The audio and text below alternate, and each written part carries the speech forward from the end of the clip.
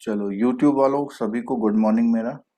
और यूट्यूब की चैट को मैं ज़्यादा पढ़ नहीं पाता हूँ, बीच में देख के आपको बात कर लूँगा, ठीक है? क्योंकि जूम वाले तो बोल सकते हैं, आप लोग लिख के क्वेरी पूछ सकते हैं। जब मेरे को मौका मिलेगा तो मैं ज़रूर आपसे बात करूँगा, ठीक है? बहुत कंसंट्रेट होके हम इस टॉपिक को करेंगे।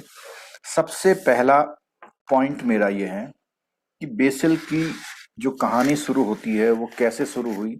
बहुत हिस्टोरिक उसमें नहीं जाएंगे, क्योंकि अब जो है आईआईबीएफ कोई भी क्वेश्चन के हिस्टोरिक उस पे फैक्ट पे नहीं जा रहा। करंट में जो डेवलपमेंट हुए हैं उस पर, और थोड़ा सा केस स्टडी टाइप में पूछ ले रहा है, घुमा घुमा के लंबे लंबे ऑप्शन करके पूछ रहा है।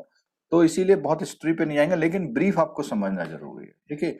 74, 76, 1974 और 76, इसमें क्या हुआ था? ये एक रिसेशन आया था, उसको बोलते हैं फाइनेंशियल क्राइसिस, बोलते हैं एक तरह से। फाइनेंशियल क्राइसिस आया था, और ये जो फाइनेंशियल क्राइसिस आया था, इस फाइनेंशियल क्राइसिस में बहुत सारे बैंकों मतलब डूब गए थे, समझ लीजिए। तो जब ऐसा हुआ तो कोई मुझे ये आंसर दे सकता है कि इस समय पूरे वर्ल्ड में एक ऐसा ग्रुप है जो इकोनॉमिक और फाइनेंस एक्टिविटी के अकॉर्डिंग बहुत जो स्ट्रॉन्ग कंट्री हैं, उन लोगों का ग्रुप है? कोई बता सकता है? G13, G20, T8, देखिए, ये जो G10, 8, 20, ये क्या है? अलग अलग एक्टिविटी के ग्रुप बने हुए हैं, ठीक है? तो उस समय ये G10 नाम से ग्रुप चलता था, ठीक है? और ये जो G10 ग्रुप था, ये इकोनॉमिकली स्ट्रांग था। इकोनॉमिकली ये स्ट्रांग था, यहाँ की इकोनॉमी अच्छी थी। तो जिनकी इकोनॉमी अच्छी थी उन्हीं को ज्यादा चिंता होती है। तो G10 कंट्री ने सोचा कुछ ऐसा किया जाए, ऐसे रेगुलेशन लाए जाएं कि बैंक जो है ये ऐसे दिवालिया हो जाते हैं, बिक जाते हैं, बंद हो जाते हैं, उसका कुछ इलाज किया जाए। जैसे अभी कोरोना में सीवियरिटी हो जाती है, इन कई कई बार डेथ भी हो जा रही है। तो उससे लड़ने के लिए गवर्नमेंट ने या वर्ल्ड ने कुछ ट्राई किया। क्या ट्राई किया? क्या करें हम इस कोरोना से लड़ने के लिए? कुछ ट्राई किया। क्या किया गवर्नमेंट ने या वर्ल्ड ने? Vaccination, vaccination. मैच वैक्सीन बनाया, लगवाए तो ठीक है? वैक्सीनेशन कराया, उसके साथ लोगों ने अपना क्या इंप्रूव किया?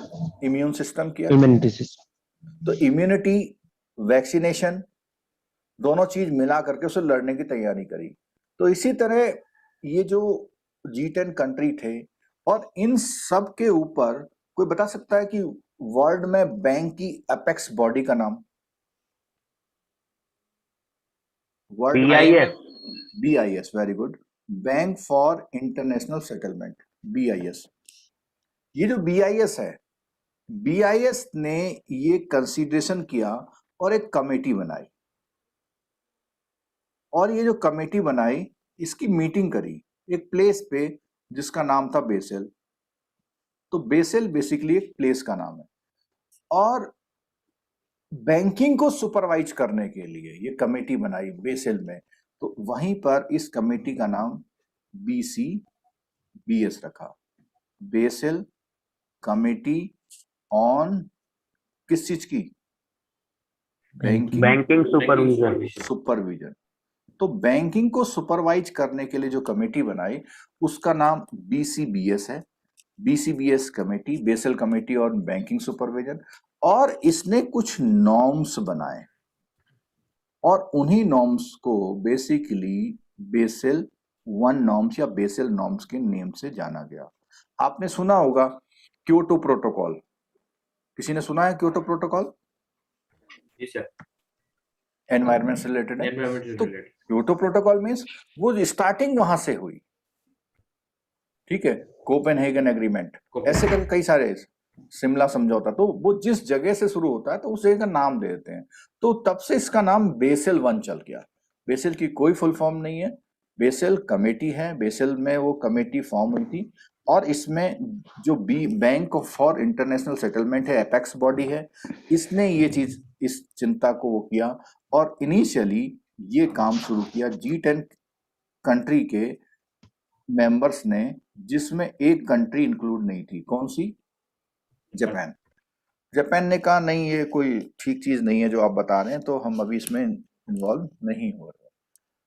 लेकिन लेटर ऑन डेवलपमेंट हुआ, और जिन लोगों ने ऐसा शुरू किया, जैसे अभी आप समझते हैं कि कोरोना से लड़ने के लिए, इम्यूनिटी बढ़ाने के लिए कुछ खाने की सलाह दी जाती है। कोई बता सकता है क्या है वो? सी, vitamin C, zinc. Zinc.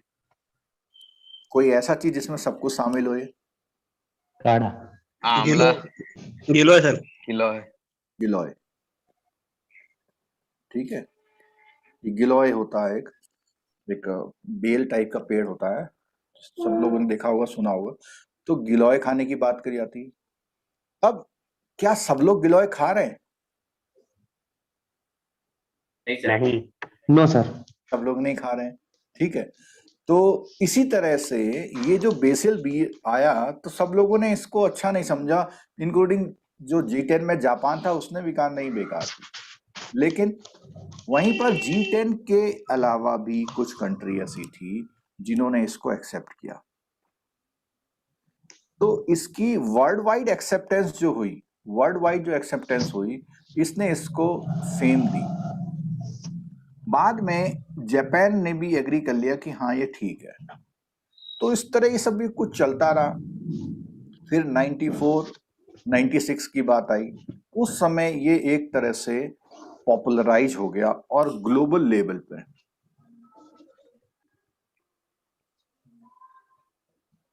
Global level पर क्या हुआ, इसको बेसिल 1 की तरह एक्सेप्ट किया जाने लगा।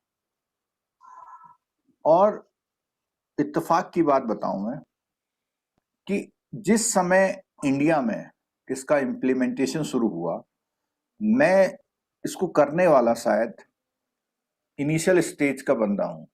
मींस ब्रांच में एक CAR की रिपोर्ट बननी शुरू हुई, मैनुअल। उसमें हमसे ये मांगा गया कि जितने भी लोन्स हैं उसके अगेंस्ट सिक्योरिटी का डिटेल दीजिए। लोन्स के अगेंस्ट सिक्योरिटी क्या, उसका डिटेल दीजिए। अब सिक्योरिटी कौन कौन सी होती हैं बेसिकली, बताते जाइए। एक तो सिक्योरिटी हम लोग क्या बोलते हैं? प्राइमरी हो सकती है, कोलेटरल हो सकती है, Essential। हाँ, financial सिक्योरिटी हो में सकती है। कई सारे एस्पेक्ट हैं। चलो थोड़ी सी बात कर लेते हैं। सिक्योरिटी या तो प्राइमरी या कोलेटरल होती है। सिक्योरिटी या तो टेंजिबल या इंटेंजिबल टेंजिबल होती है। सिक्योरिटी या तो फाइनेंशियल या नॉन फाइनेंशियल होती है। ठीक है, तो अगर कैटेगराइज करें तो यहां पर जो हमारा बेसिल में सिक्योरिटी को कवर किया गया, फाइनेंशियल एंड नॉन फाइनेंशियल को कवर किया गया। ठीक है, मुझे अच्छी तरह याद है कि मुझे इस रिपोर्ट के बनाने में पसीने छूट गए। क्यों छूटे होंगे? पहली बार हो रहा था। क्योंकि सब पोर्टफोलियो बड़ा नए होता है सर। मैनुअल था ना? कैलकुलेशन भी सर, कैलकुलेशन भी उसका अलग अलग है ना सर। हाँ, सर, मैनुअल था। अब मैनुअल था। कितने लोन का नाम लिखो, अमाउंट लिखो, उसकी अगेंस्ट सिक्योरिटी ढूंढो, उसकी FDR है, NSC है, क्या है, वो इस तरह से पूरा बनाया गया था, और वो रिपोर्ट गई थी। तो जब मैनुअल रिपोर्टिंग होती थी तो कई बार ऐसा होता था कि एक आईडीए से भी भर भरा के भेज देते थे। ऐसा चलता रहता था। आज भी कई फिगर ऐसी होती हैं कि हम लोग भर के भेज देते हैं ऐसे, कोई क्रॉस चेक जिसका नहीं होता है। तो उसमें क्रॉस चेक नहीं था, लेकिन क्योंकि मैं इसमें इन्वॉल्व हुआ, मैंने मेहनत से बनाई थी, तो उसका लॉजिक मुझे तब नहीं समझ में आया। उसका लॉजिक मुझे 10 साल बाद समझ में आया, अरे ये इसलिए किया था। ठीक है, तो अब यहाँ पे फाइनेंशियल और नॉन फाइनेंशियल, तो दोनों सिक्योरिटी के अगेंस्ट जो लोन थे उनको ये देखा गया, उनको रिस्क कैटेगराइज किया गया। रिस्क कैटेगराइज से मतलब ये है कि इनका जो किस टाइप के लोन में कितना रिस्क है, ये चीज वो करी गई। ठीक है, अब ये जो वर्ड आया रिस्क हमारा जो फाइनेंसिंग हम कर रहे हैं उसमें रिस्क है। इस रिस्क को डिफाइन किया गया और थ्योरेटिकली डिफाइन किया गया कि रिस्क है क्या। रिस्क बेसिकली क्या है कि लूजिंग द कैपिटल, भाई हमारा जो बिजनेस है वो फाइनेंशियल एक्टिविटी बिजनेस है, और फाइनेंशियल एक्टिविटी बिजनेस में हम क्या लूज करेंगे?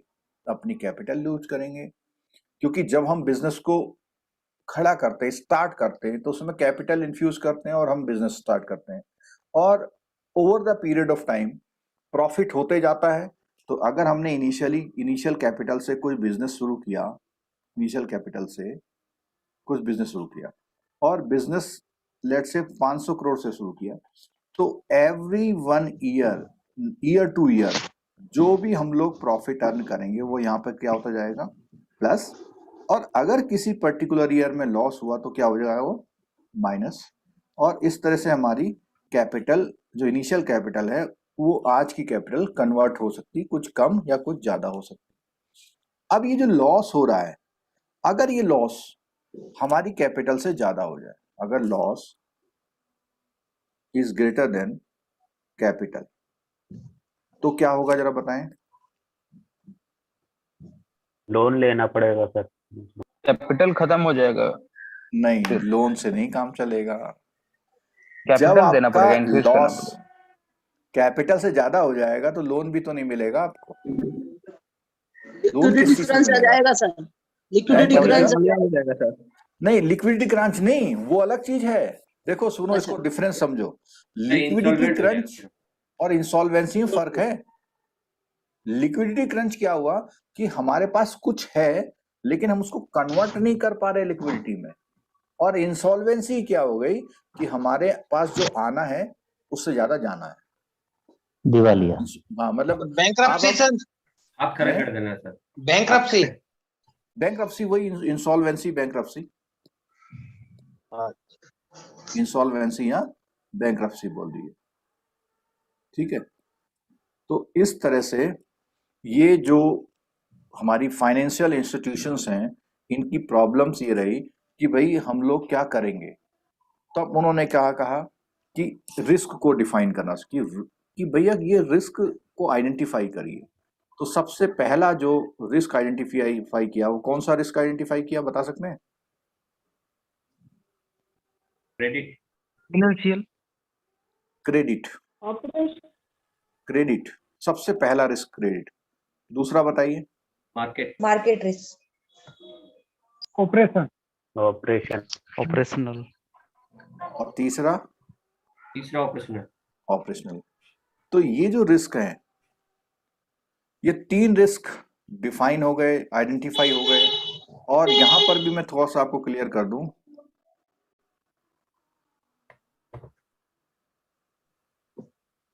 ये हॉर्न किनके उससे आ रहा, मैं उनको म्यूट करना चाह रहा था। कोई ट्रेवलिंग में भी हो सकते हैं ना। ठीक, तो अब यहां देखिए, यहां थोड़ा सा एक अपना कॉन्सेप्ट क्लियर करिए कि क्रेडिट रिस्क किस किस केस में होता है, बताइए। कौन सी ऐसी एक्टिविटी है बैंक की जिसमें credit risk? Loan and advance में sir, advance. Loan and advances. ठीक है। मार्केट रिस्क कहां फेस करना पड़ता है आपको? फॉरेक्स में डीलिंग करते हैं डेरिवेटिव। मार्केट में। Commodity market. ठीक है, इसको हम लोग बोलते हैं इन्वेस्टमेंट। ठीक है। ऑपरेशनल रिस्क कहां आपको मेन वो फेस करना पड़ता है? कोई स्टाफ कोई अपना फ्रॉड बंदा करे, फ्रॉड कर दिया या सिस्टम में कोई एरर आ गया। फ्रंट एंड पे। compliance,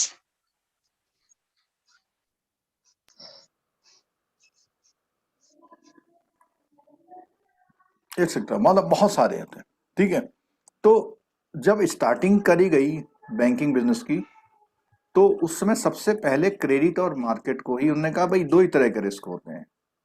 फिर बाद में उन्होंने ऑपरेशनल रिस्क को भी माना। तो 3 रिस्क हम लोग बेसिकली, कब क्या शुरू हुआ इसमें छोड़ दिया, ऐसा कोई क्वेश्चन बिल्कुल नहीं आने वाला आप लोगों का। कोई पीओ का एग्जाम की तैयारी कर रहा हो तो उसका आ सकता है, लेकिन आप लोगों का ये क्वेश्चन नहीं आने वाला। लेकिन ये आ सकता है कि क्रेडिट में क्या क्या कवर होता है, मार्केट में कवर क्या क्या होता है। ठीक है, तो बेसिक चीज हो गई रिस्क की बात। ठीक, अब रिस्क को आप आइडेंटिफाई कर दिया। फिर आजकल क्वेश्चन ऐसे नहीं आता है, क्वेश्चन ऐसे आता है वो 4 ऑप्शन दे देगा, 5वां देगा कौन सा नहीं है। हाँ हाँ हाँ तो वो बहुत जरूरी हो गया इसको सबको देखना। हाँ, नहीं बेसिक तो हम सब कवर कर रहे हैं, लेकिन जो हिस्टोरिकल डेवलपमेंट है उसको छोड़ दे रहे हैं, ठीक है। तो यहाँ पर कोई भी चीज बिल्कुल आप एक एक वर्ड को समझते हुए चलिए, आपको जरूर कॉन्सेप्ट में। और हालांकि आप लोग, कई लोग ऐसे हैं जो 2-3 बार एग्जाम दे चुके हैं, समझते हैं बेसल क्या है, लेकिन उसमें एड ऑन जितना हो जाए उतना फिर आपको हेल्प करेगा, ठीक। रिस्क आइडेंटिफाई हो गए, और रिस्क आइडेंटिफाई होने के बाद उसका इलाज। रिस्क तो आइडेंटिफाई हो कि ये दिक्कतें हो सकती हैं, लेकिन उसका सॉल्यूशन क्या है। तो सॉल्यूशन क्या सजेस्ट किया गया, इसका क्या सॉल्यूशन सजेस्ट किया गया? Capital adequacy ratio. हाँ, इसको बोलेंगे कि कैपिटल की एडिक्वेसी। एडिक्वेसी से मतलब है कि एटलीस्ट इतना रहे, एटलीस्ट एक लेवल पे आपका कैपिटल रहे, ठीक है। अच्छा, जितना हमें नुकसान के 2 लेवल हैं, एक है एक्सपेक्टेड, एक है मैक्सिमम। जो हमें लॉस होता है, लॉस 2 तरह का होता है, एक होता है एक्सपेक्टेड और एक क्या होता है, मैक्सिमम, ठीक है। तो कोई भी जब आप काम करते हैं तो आपको क्या लगता है कि उसमें नुकसान जो है वो फर्स्ट वाला होता है या सेकंड वाला होता है?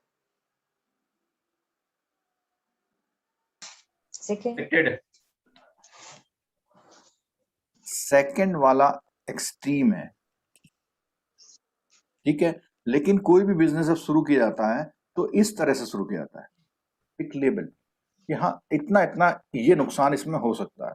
मैक्सिमम तो अल्टीमेट हो गया, वो कहानी खत्म हो गई वहां पर। तो कहानी अगर खत्म हो गई तो इसका मतलब बिजनेस खत्म हो गया, लेकिन इस डर की वजह से हम बिजनेस करना थोड़ी बंद कर देंगे।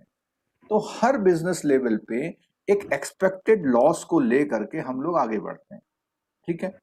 जैसे हम लोग बाइक चलाते हैं तो एक्सीडेंट होने में हमें जहां चोट लग सकती है वहां हम उसको हेलमेट पहन लिया, या नी गार्ड पहन लिया, ये एल्बो के गार्ड पहन लिए, ये सब चीज करके चल रहे हैं। तो एक एक्सपेक्टेड है, मैक्सिमम तो सबको पता है कि ये हो सकता है, लेकिन हम उसको गार्ड कर रहे हैं। तो ये जो भी हमारे रिस्क हैं, उन रिस्कों से जो लॉस इनकर होगा, लॉस होगा, वो एक्सपेक्टेड क्या लॉस होगा, उसी एक्सपेक्टेड लॉस के अगेंस्ट में हम लोग को क्या मेंटेन करने को बोला, कैपिटल।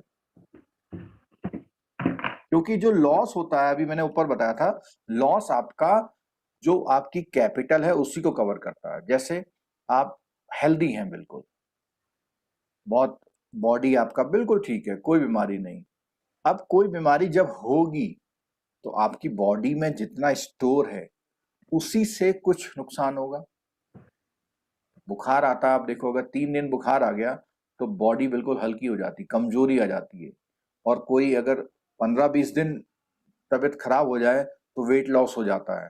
तो क्या है, जो बॉडी में पहले से है, फैट और प्रोटीन जो भी पहले से है उसी का यूज होता है, ठीक। इसी तरह से जो आपके पास कैपिटल है उसी का यूज करते हुए आप अपने लॉस को एडजस्ट करेंगे, ठीक है। यहां जो मैंने आपके ऊपर एग्जांपल दिया था उसको देखते हैं एक बार, ये वाला।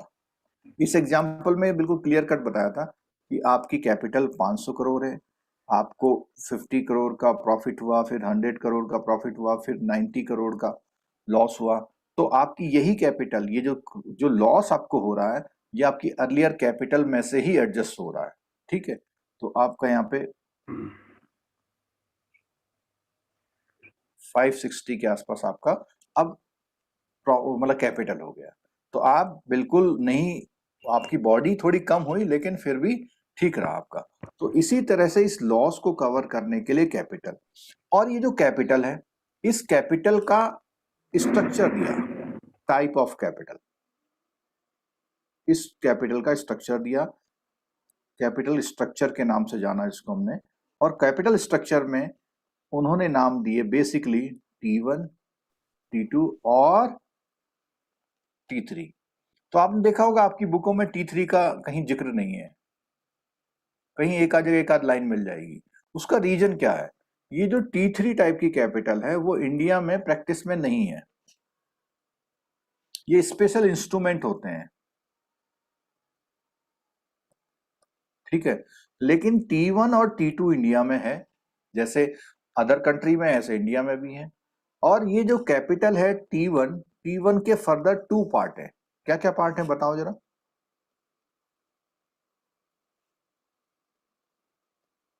Common equity tier 1 sir, additional tier 1. तो सेट 1 बोलते हैं, कॉमन इक्विटी टीयर 1। जो लोग ये क्लास पहली बार ले रहे हैं वो लोग इन वर्ड को बहुत ध्यान से समझते हुए चल रहे हैं, क्योंकि ये बार बार इन वर्ड को बोला जाएगा। कॉमन इक्विटी टीयर 1 और एडिशनल टीयर 1 और बाकी टीयर 2। तो हमारा जो कैपिटल है, जैसे हम लोग अपने बॉडी की बात करें, बॉडी में हम लोगों को फैट, आपका जो प्रोटीन है उसको हम अलग अलग जगह पे स्टोर करते हैं, फैट को और प्रोटीन को। तो हमारी वो कैपिटल है, हमारे बॉडी की कैपिटल है। तो अगर डिके होगा तो इनका हम यूज करेंगे, और अगर हम और हेल्दी होते जाएंगे तो इसमें हम ऐड ऑन करेंगे। तो इसी तरह कोई भी इंस्टीट्यूशन, चाहे वो फाइनेंस है या ऐसे बोल दें कोई भी कॉमर्शियल इंस्टीट्यूशन होगा तो उसकी कुछ ना कुछ कैपिटल होगी। और कैपिटल के फॉर्म, जैसे मान लिया शेयर कैपिटल, जिसको हम इक्विटी कैपिटल बोलते हैं, कई टाइप के शेयर कैपिटल होती है। फिर सेकंड की हम बात करें, कैपिटल में शेयर कैपिटल के अलावा डेट कैपिटल होती है, डिबेंचर जिसको बोलते हैं, बॉन्ड्स भी आप लोगों ने लिए होते हैं, ठीक है। और कई सारे नेम्स हैं, उन नेम्स को आगे बाइफरकेट करेंगे कि किस कैटेगरी में कौन सी कैपिटल है। इसके साथ आपके रिजर्व्स होते हैं, तो रिजर्व भी आपकी कैपिटल होती है, ठीक है, रिजर्व भी आपकी कैपिटल होती है। आपने प्रोविजन किए होते हैं, प्रोविजन को भी आपको एक कैपिटल की फॉर्म में रखा जाता है। रिजर्व भी 2 तरह के होते हैं, एक स्टैट्यूटरी होते हैं और एक अदर्स होते हैं। स्टैट्यूटरी से मतलब होता है कि जिसको एज पर लॉ आपको करना ही करना है, जैसे कंपनी लॉ में बोला हुआ होगा कि इतना कैपिटल आपको रोक के रखना है, ठीक है। ऐसे प्रोविजन है, डिफरेंट चीजों के लिए प्रोविजन आप कर रहे हैं, वो आपके कैपिटल के फॉर्म में है। तो जितना आपने स्टोर किया हुआ है वो स्टोर किया हुआ आपका जब आपको लॉस होता है उसके अगेंस्ट में मिटिगेट होगा। अब उन्होंने क्या किया, जो बेसल कमेटी के थे, उन्होंने अपना जो प्रिंसिपल है, पूरा जो कॉन्सेप्ट है, 3 पिलर्स पे दिया। किस पे दिया? अब 3 पिलर्स से मतलब क्या है? पिलर से मतलब है जिसमें कोई भी जो कॉन्सेप्ट है वो टिका हुआ है। तो जो 3 पिलर्स की बात करते हैं हम लोग, तो बेसिकली जो 3 पिलर है, जो बेसल की बिल्डिंग है, वो बेसल की बिल्डिंग 3 पिलर्स पे स्टैंड है। तो पहला वाला जो है फर्स्ट, सेकंड, थर्ड, बहुत कॉमन सा है, कभी कभी ये भी पूछ लिया जाता है। पहला क्या है? MCR। MCR का मतलब क्या है? Minimum capital ratio, requirement, minimum capital requirement. कभी कभी ऐसा भी कर देता है, आर की जगह रेशियो भी कर सकता है। मिनिमम कैपिटल रिक्वायरमेंट सबसे पहला पिलर है। तो जो अभी हम बात कर रहे थे, वो कैपिटल जो बार बार बोल रहे थे, वो इसका बेसल का फर्स्ट पिलर है, ठीक है। बात करते हैं सेकंड पिलर पे। तो सेकंड पिलर की अगर हम बात करेंगे तो सेकंड पिलर में आपका कौन सा होता, बोलिए? Supervisory review process. Supervisory review process, इसको SRP बोलते हैं, ठीक है। और थर्ड होता है मार्केट डिसिप्लिन। मार्केट डिसिप्लिन, ठीक है। इसको भी मैं थोड़ा सा बताता हूं आपको। कुछ इस तरह से हम समझ सकते हैं कि अगर आप कोई बिजनेस करना चाहते हैं तो अपने फादर से क्या मांगेंगे आप? कैपिटल। क्योंकि विदाउट कैपिटल आप बिजनेस नहीं शुरू कर सकते हैं। और जिस बिजनेस की कैपिटल जितनी अच्छी होती है, उसके किस चीज के चांस ज्यादा बढ़ जाते हैं? प्रॉफिट प्रॉफिट के और कम रिस्क के, कम रिस्क के और चलने के साथ चांसेस बढ़ जाते हैं ऑनगोइंग कंसर्न में। ऑनगोइंग कंसर्न, देखो कैपिटल अच्छा होने से आपको जो बीच में लॉस होता है उसको बियर करने की कैपेसिटी बढ़ जाती है और आप अपना बिजनेस लॉस के बावजूद कई सालों तक चला सकते हैं। ठीक है, अभी बैंकों का मर्जर हुआ था, बैंकों के मर्जर में गवर्नमेंट ने क्या प्ली लिया था, कोई बता सकते हैं? गवर्नमेंट ने क्या बोला था, क्यों कर रहे हैं मर्जर वो? बड़ा बैंक बनाने के लिए, कैपिटल बेस बड़ा हो कैपिटल जाएगा। ज्यादा रहना चाहिए, स्ट्रॉन्ग बैंक होना चाहिए। कैपिटल तो बढ़ाने के गवर्नमेंट लिए ने सर। क्यों नहीं दिया कैपिटल? लॉस बियर कैपेसिटी वाला जो कम लॉस नहीं, आपने बोला तो गवर्नमेंट क्यों नहीं दे रही कैपिटल?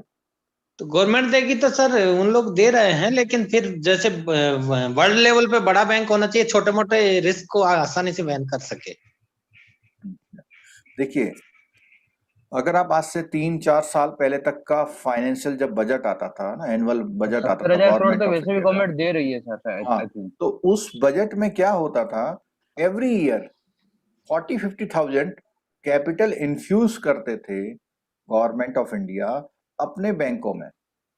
किसी को 5,000 करोड़, किसी को 10,000 करोड़, किसी को 700 करोड़, वो कैपिटल इन्फ्यूज करते थे। अभी गवर्नमेंट का कहना यह है कि गवर्नमेंट के पास अब फंड नहीं है, तो जब गवर्नमेंट के पास फंड नहीं है तो वो कैपिटल नहीं देगा, और कैपिटल नहीं देगा तो जो पहले से कैपिटल शॉर्टेज ऑफ बैंक हैं वो उनका बंद होना तय है। उसको देखते हुए उन्होंने कहा कि वो छोटे बैंकों को बड़े बैंकों में मिला दिया, और कैपिटल बेस क्योंकि बड़े बैंक का ज्यादा था तो उससे वो चलता रहा काम। ठीक है, क्लियर हो गया? तो कैपिटल गवर्नमेंट के पास है नहीं, तो आपको मर्ज करके उन्होंने कैपिटल की जो स्ट्रांग पोजीशन को लाने की कोशिश करी। ठीक है, अब वो कैपिटल इन्फ्यूज नहीं कर रहे हैं। क्लियर होगी बात? तो अब क्या होगा कि इसके बाद ये जो कैपिटल का स्ट्रक्चर हो गया, अब और क्या चाहिए? मैं सपोज कीजिए आप 100 लोग क्लास में, सबको 5 लाख रुपए दे दूं, मैं सबको 5 लाख रुपीस दे दूं और बोलूं मैं बिजनेस करना है। ठीक है, तो किसका बिजनेस अच्छा चलेगा? रिव्यू करना पड़ेगा। जिसका सुपरवाइजरी रिव्यू अच्छा होगा।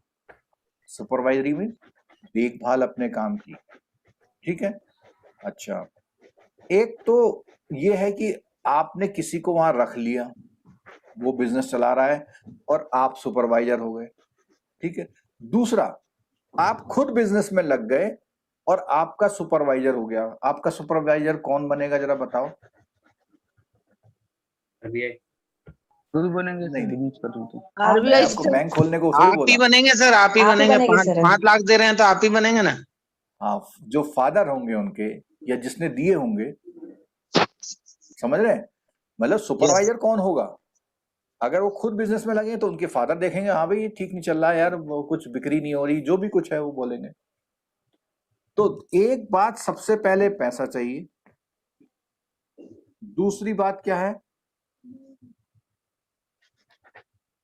सुपरवाइजर होना चाहिए। ठीक है, और तीसरी बात क्या है? Market discipline. मींस कि आपके पास बहुत अच्छा पैसा है, आपके पास बहुत अच्छे मैनेजर हैं, आपका सुपरवाइजर बहुत अच्छा है, लेकिन मार्केट चला गया। यानी जिस मार्केट में आप बिजनेस करेंगे, जिस चीज का बिजनेस करेंगे, वो कमोडिटी का मार्केट डिसिप्लिन भी अच्छा होना चाहिए। कोई मुझे बता सकता है कि इस पीछे जो टाइम पास हुआ है हमारा 2, 3, 4, 5 साल, कौन से बिजनेस में मार्केट डिसिप्लिन कम महसूस किया गया है, नहीं हुआ है, और उसकी वजह से वो बिजनेस बंद हो गया? सर वो फोटोग्राफी का जो फिल्म आता था उसका पूरा बंद हो गया है, ऑडियो कैसेट का बंद हो गया है, बिल्कुल ठीक सीडी है, का बंद हो गया है। ठीक है। अब उसमें मार्केट डिसिप्लिन क्या हुआ? मार्केट डिसिप्लिन का रोल ये रहा कि वो टाइम से अपनी टेक्नोलॉजी को क्या नहीं किया, उन्होंने अपग्रेडेड नहीं किया। अपग्रेड नहीं किया। सर ठीक है, नोकिया फोन का भी तो यही हुआ। नोकिया फोन का नहीं, नोकिया फोन में तो मार्केट डिसिप्लिन खराब नहीं हुआ, वो तो एक पर्टिकुलर कंपनी की पॉलिसी खराब हुई, दोनों में फर्क है। Yes sir. मार्केट Market तो डिसिप्लिन है। बोलता है एज ए होल, उस लाइन ऑफ एक्टिविटी के लोग। आपके लिए मार्केट डिसिप्लिन कौन है? आप बैंकिंग में है ना, तो बैंकिंग मार्केट डिसिप्लिन का मतलब है, मान लिया 10-12 एनबीएफसी ये मार्केट में तहस नहस कर दे सब, वो 5-5% में लोन बांटने लग जाए, क्या आप लोग 5% में लोन बांट पाओगे? No sir. नहीं बांट पाएंगे। अब हुआ क्या कि सब लोगों ने वहां से लोन ले लिया, आपको क्या नुकसान है इससे? लोन नहीं लेगा सर कोई, लेकिन फिर लोन Business नहीं loss लेगा है। सर। बिजनेस लॉस हुआ। अच्छा, फिर धीरे धीरे क्या होगा, वो वाले जो एनबीएफसी होंगे उनका क्या हाल होगा? उनका सर उनका रिटर्न भी ज्यादा impact है। सर खराब भी हो सकता वो है, प्रॉफिट बढ़िया भी कम हो हो सकता है। जाएगा। क्योंकि 5-5% में लोन देंगे तो पता लगा उनको लॉस ज्यादा हो गया, वो भी सब बंद हो गई। तो एज ए होल उसने सिस्टम में इफेक्ट डाल दिया। एज ए होल क्या हुआ, उसने सिस्टम में इफेक्ट डाल दिया। तो ये जो मार्केट डिसिप्लिन का मतलब है, जितने प्लेयर्स हैं, प्लेयर्स जितने हैं, वो प्लेयर्स प्रॉपरली अपना काम बढ़िया करें। और इसी मार्केट डिसिप्लिन में आरबीआई ने मार्केट डिसिप्लिन करने के लिए क्या कदम उठाए हैं, क्या स्टेप्स हैं आरबीआई के?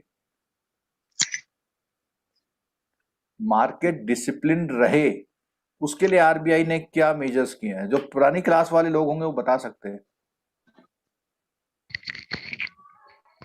बेसल 3 को इम्प्लीमेंट करना sir.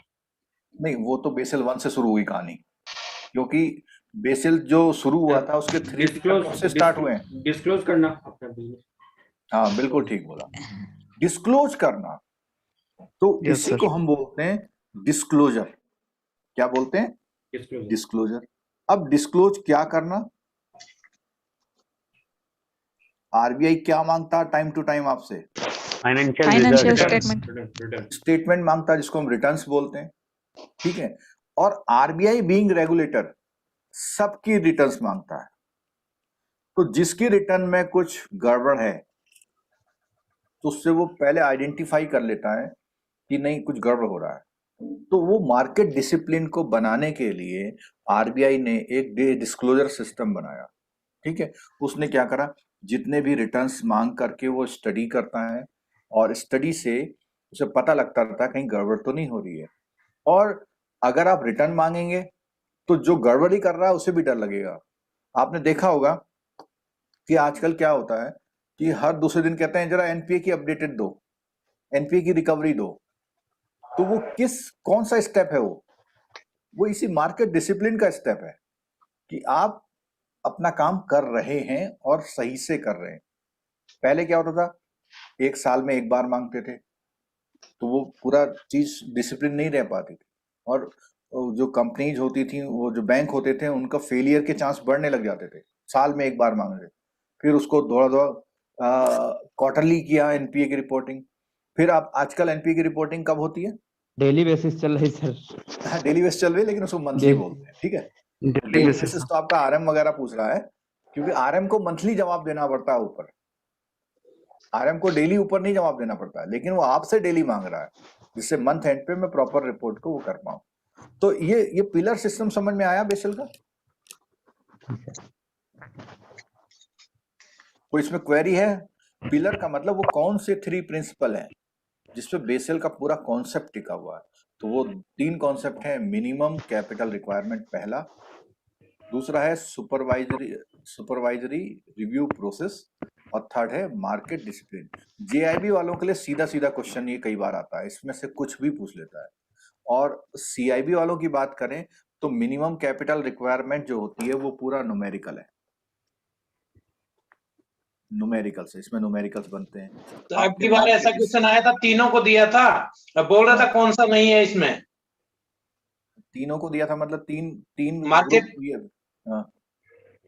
Capital adequacy ratio, minimum supervisory review और मार्केट डिसिप्लिन ने एक चौथा कुछ और दिया था, और फिर पूछ रहा था इनमें से कौन सा नहीं है। हाँ, तो वो बहुत बेसिक क्वेश्चन। ये जीआईबी में था, सीआईबी में था?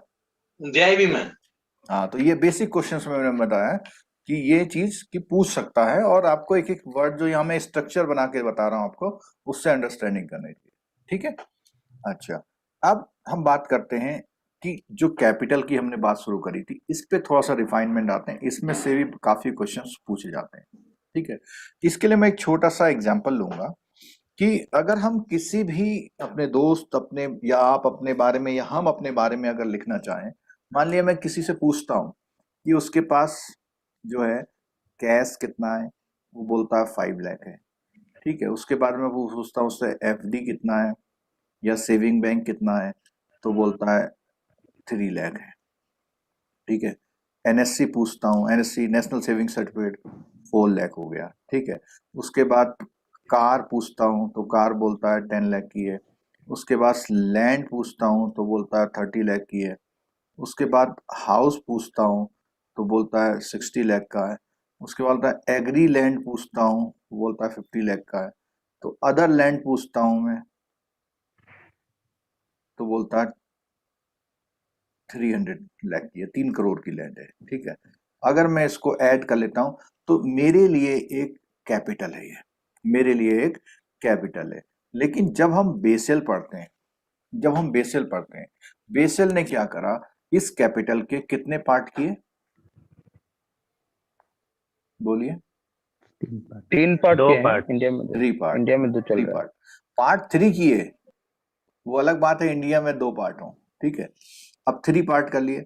3 पार्ट में उसने बहुत ही अच्छी तरह की कैपिटल, थोड़ी कम अच्छी और हो। तो अगर मैं इसके एग्जांपल में लूं, जो हमारा ये वाला पार्ट है, इसको मैं टीयर 1 नाम से देता हूं। ठीक है, इसको मैं टीयर 2 में ले लेता हूं, और इसको मैं टीयर 3 में ले लेता हूं। तो टाइप ऑफ कैपिटल क्यों? क्योंकि जो टीयर 1 कैपिटल है वो सबसे जल्दी आपका यूज कर पाएंगे आप उसको। अब आपको अचानक 6 लाख की रिक्वायरमेंट होती है, अगर आपको 6 लाख की रिक्वायरमेंट पड़ रही है तो आपको 6 लाख की रिक्वायरमेंट कहां से पूरी होगी? T1 से हो जाएगी सर। टीयर 1 से। ठीक है, फिर आपको 20 लाख की रिक्वायरमेंट थी, आप फिर टीयर 1 से कहां जाएंगे? टीयर 2। टीयर 2 में जाएंगे। ठीक है, और आपको बहुत 300 करोड़ की रिक्वायरमेंट थी तो आप नीचे आएंगे इस तरह। तो अलग अलग Tier 3 रिक्वायरमेंट के लिए आपका वो हो गया। और टीयर 1 जो है उसको बोलते हैं, अगर हम लिक्विडिटी की बात करें तो टीयर 1 क्या है, लिक्विड कैपिटल की फॉर्म में आता है। ठीक है, और फिर उसके बाद ये थोड़ा सा कम लिक्विड होती है, लेस लिक्विड, और उसके बाद ये थोड़ी सी और लेस, वेरी लेस लिक्विड होती है। ठीक है, अच्छा, अब एक चीज और कि यहां पर जो टीयर 1 कैपिटल है, इस टीयर 1 कैपिटल को फर्दर 2 पार्ट में तोड़ा। अभी हमने पीछे देखा था कौन कौन से 2 पार्ट हैं इसके, सेट 1 और 81 CET1 और AT1। जो लोग फर्स्ट टाइम ये लेक्चर ले रहे हैं बहुत कंसंट्रेट होकर सुनिएगा, जिन्होंने पहले लेक्चर ले रखा उनको थोड़ा सा इजी लग रहा होगा। ठीक है, अब सेट 1, अगर मैं इसी कैपिटल में से सेट 1 को डिफाइन करना चाहूं तो कौन सी सेट 1 हो जाएगी, बताइए? कैश और एफडी। हाँ, 8 लाख। ठीक है, और 81 में मेरा क्या जाएगा, 4 लाख। ठीक है, और T2 में कितना आ जाएगा,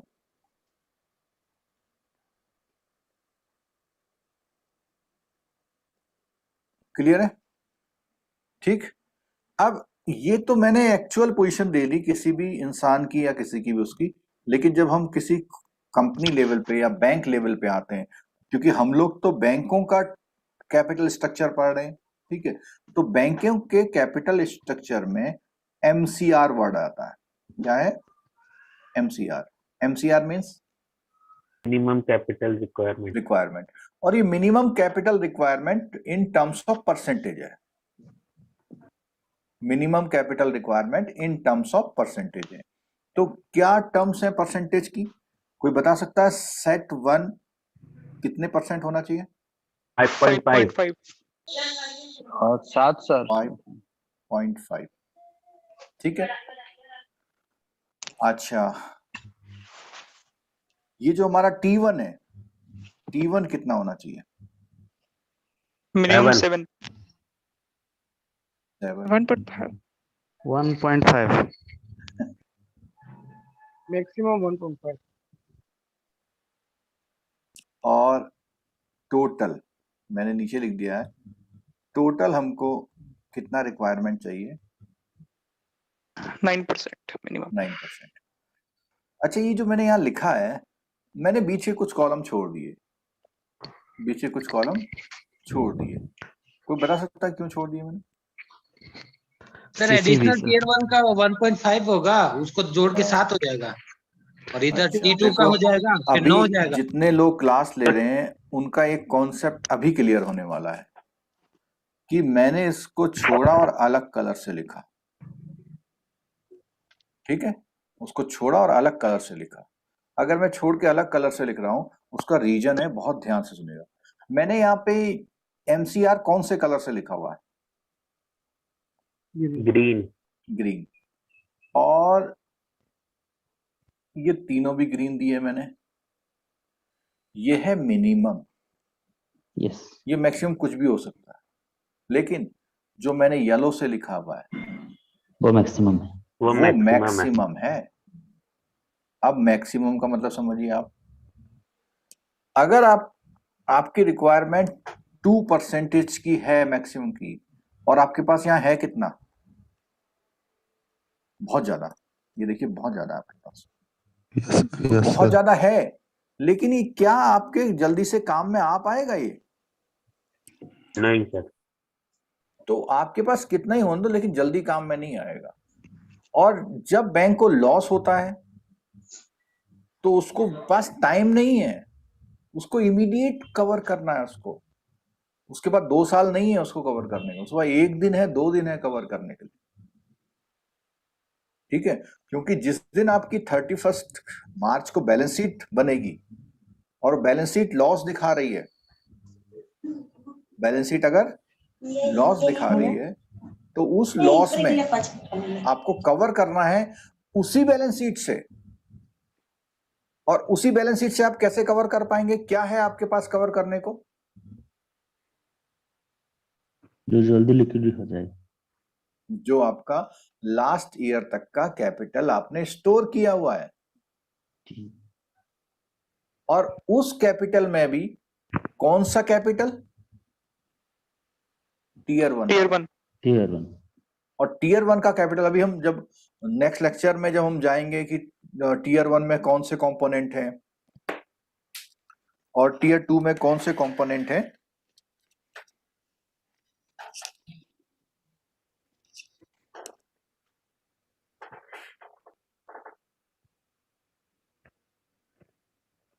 जब नेक्स्ट लेक्चर में जाएंगे हम लोग कि टीयर 1 में कौन से कंपोनेंट हैं, टीयर 2 में कौन से कंपोनेंट हैं, तो वहां पे हम समझ पाएंगे कि बैंकिंग कंपोनेंट कौन से होते हैं। यहां जो हमने बताया, किसी एक ह्यूमन बीइंग के बारे में बताया, एक पर्सन की कैपिटल के बारे में बात करिए, ठीक है, वहां हम ह्यूमन कैपिटल की बात करेंगे। क्लियर? अच्छा, अब और चीज समझिए, जो ये मैंने मिनिमा और मैक्सिमम का कॉन्सेप्ट दिया, इसको आपको समझना होगा। ये जो मैक्सिमम है ये आपका इंक्रीज नहीं हो सकता किसी भी कंडीशन में, लेकिन जो मिनिमम है वो इंक्रीज हो सकता है। तो इसके लिए मैं एक एग्जांपल दे रहा हूं आपको, 2-3 एक। आपको ये चेक करना है कि कौन सा बैंक आप एक्सेप्ट करेंगे। यहां मैं लिख रहा हूं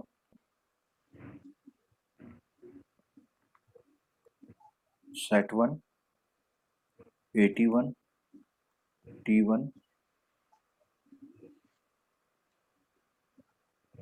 T2 एंड टोटल।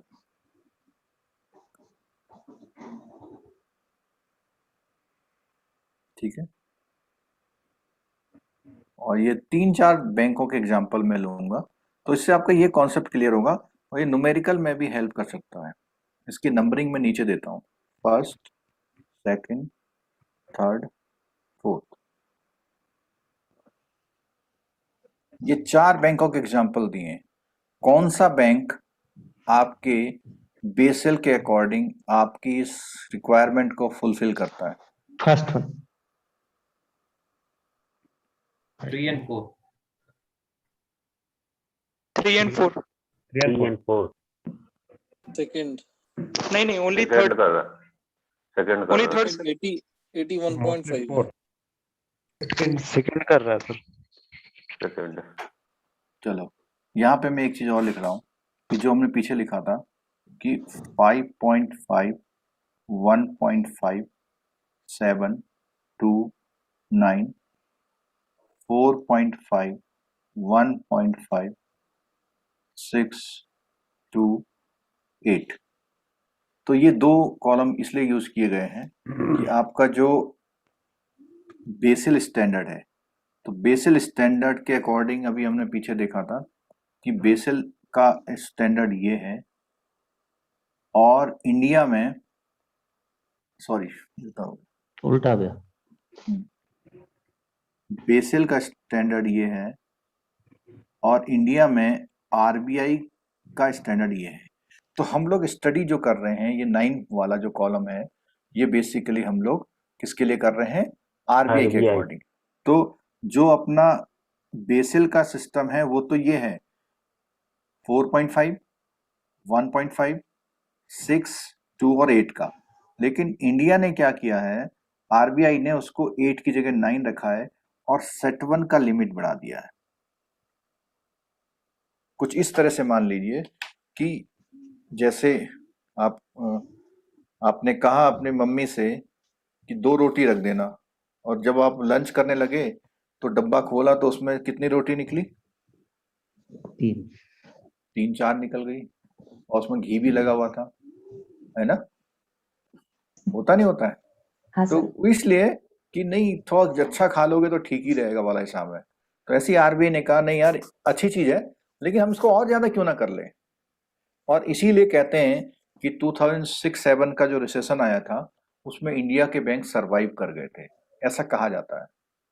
अब आपको लग रहा होगा कि ये 1% से क्या फर्क पड़ता है। ये 1% आपकी जो टोटल कैपिटल है उसका बहुत बड़ा पार्ट होता है। भाई जहां एक्सपेक्टेड किया जा रहा है 9% करने का, 8% करने का, आप 9% कर रहे हैं। आप कितने % ज्यादा कर रहे हैं, कोई बता सकता है?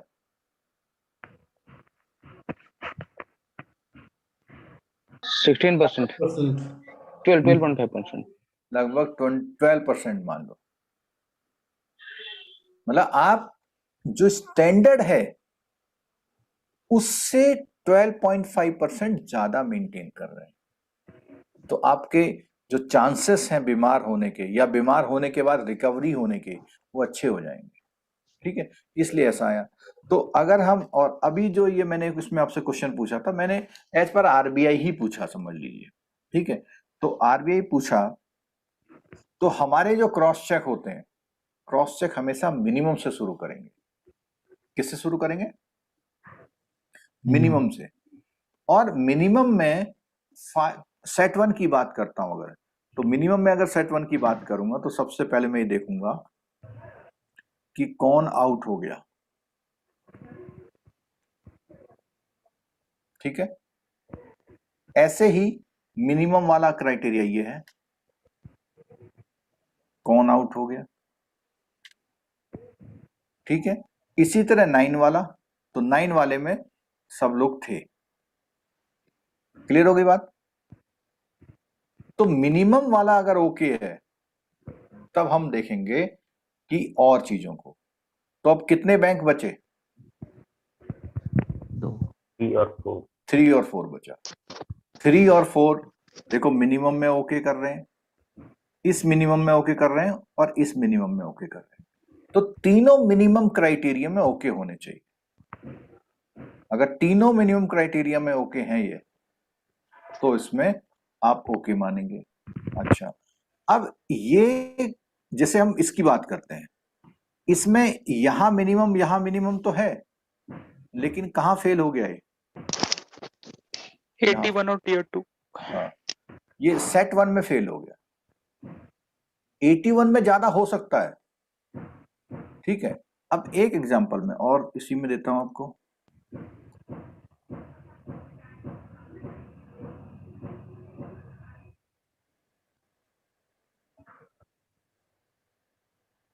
ये 5 नंबर बैंक बताइए, क्या ये ओके है?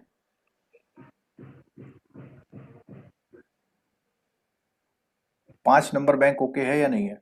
Yes, sir. No, no, no, no sir, no. T1 में फिर फेल No, हो sir. 81 81 1 81 है में सर, नहीं है। 1 है, मिनिमम 1.5 मैक्सिमम 1.5। Maximum है ना चलो 1.5. ठीक है। अब मेरी बात सुनिए आप लोग। सबसे पहले हम मिनिमम चेक करते हैं। मिनिमम चेक करें इनका, करते हैं चलो। और मिनिमम रिवर्स से चेक करिए। इज इट 9% है? Yes sir. Yes, sir. Is it 7% Yes, है? sir. Sir. Yes. Is it 5.5 Yes, Yes. है? sir. Yes sir, yes sir. अगर मिनिमम पूरा है तो ओके है ये बैंक।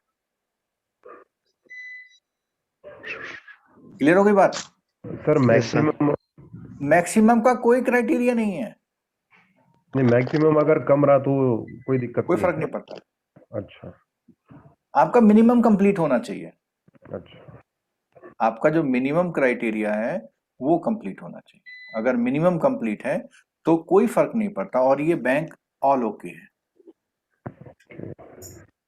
तो इसीलिए मैंने ये तो तीनों केसेस आपको बताया। तो सर मैक्सिमम को याद रखने की जरूरत नहीं है ना, नहीं, लेकिन न्यूमेरिकल इसलिए पे रखने की तो जरूरत है जब आप न्यूमेरिकल करेंगे, रिवर्स न्यूमेरिकल। अभी आप परसेंटेज पढ़ रहे हैं, सर, ठीक लेकिन है? ये परसेंटेज में तो आएगा ही नहीं ना, अगर मैक्सिमम अगर कंप्लीट नहीं है तो। नहीं आ जाएगा। मैक्सिमम में उसका मैंडेटरी नहीं है, वो उतना हो सकता है। अच्छा 81 का मिनिमम क्या होगा सर? कुछ नहीं है। 0 भी हो सकता है? हाँ, 0 भी हो सकता है। मैं बताता हूं आपको।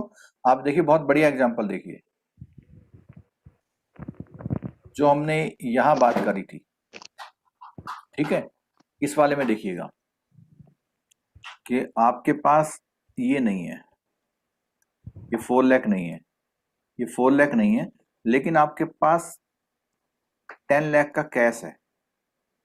तो आप अच्छे हैं या इसमें अच्छे हैं? किसमें अच्छे हैं बताइए? 10 लाख वाले में। 10 और लाख वाला ये कैसे? जो रिक्वायरमेंट है वो कौन से समय के लिए है?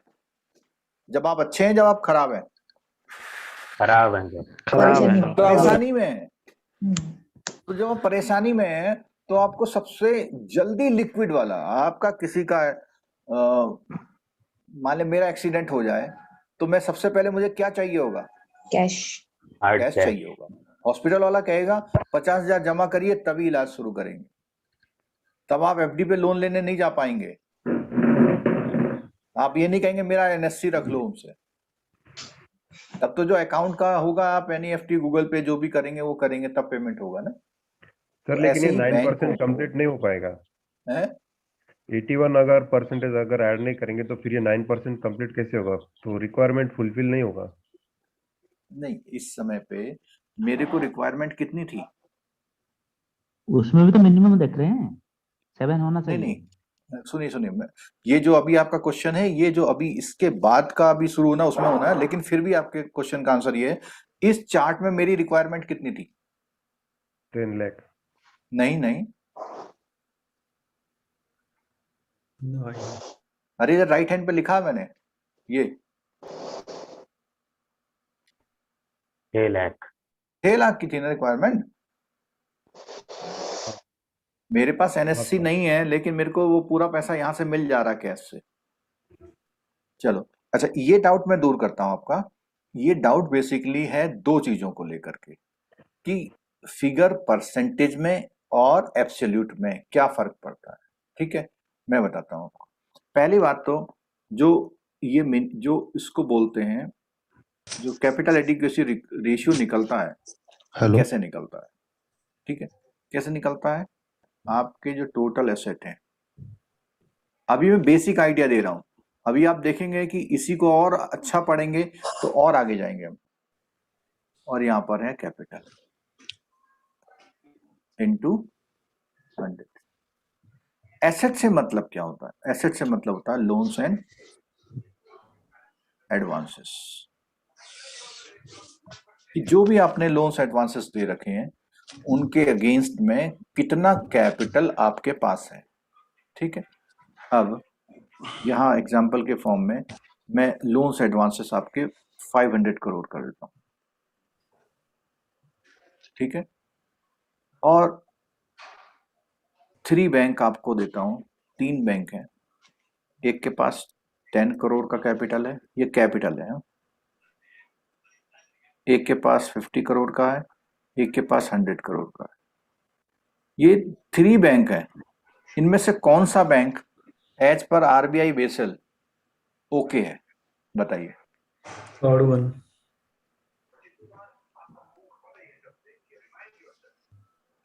सेकंड और थर्ड।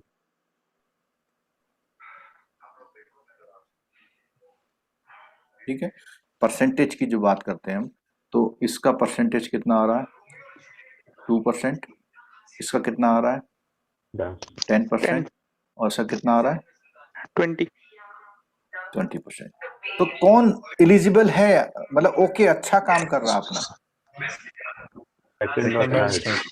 सेकंड और थर्ड। ये किसी का माइक खुला है, प्लीज बंद करिए।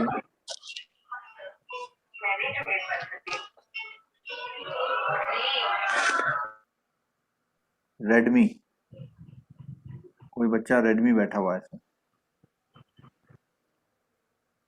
चलिए, तो सेकंड और third bank as per Basel okay है। ठीक है, अब और बात करते हैं, इनका कंपोजिशन भी देखना है हमको, इन बैंक का कंपोजिशन भी देखना है। अब दोनों बैंकों का कंपोजिशन, कि सेकंड बैंक और थर्ड बैंक का कंपोजिशन, और कंपोजिशन जब भी देखा जाएगा तो किस फॉर्म में देखा जाएगा? सेट 1, 81 और T2 फॉर्म में।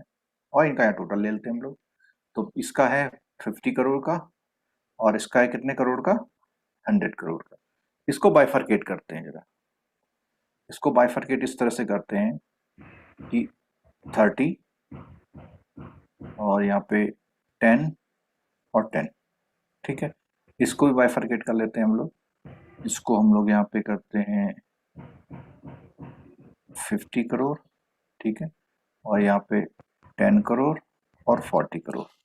अब मुझे आपको आंसर देना है कि इनमें से 2 और 3 में से कौन सा बैंक एच पर बेसल सही काम कर रहा है?